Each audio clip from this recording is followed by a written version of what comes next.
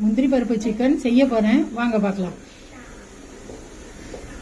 முந்திரி பருப்பு, இது வந்து ஏலக்காய், பட்டை, கிராம்பு, பத்தா, கொத்தமல்லி தூள், மிளகாத்தூள், மஞ்சத்தூள், கரம் மசாலா.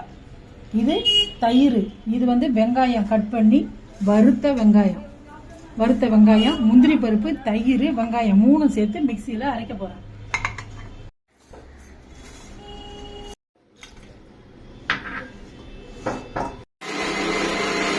கடுவெண்ணெய் ஊற்றிருக்கேன். இப்போ சிக்கனை போட போகிறேன்.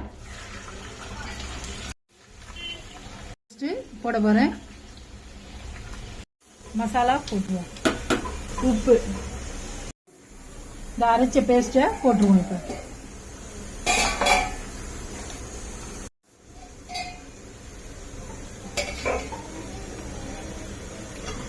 முந்திரி பருப்பு சிக்கன் ரெடி ஆயிடுச்சு, வாங்க பார்க்கலாம்.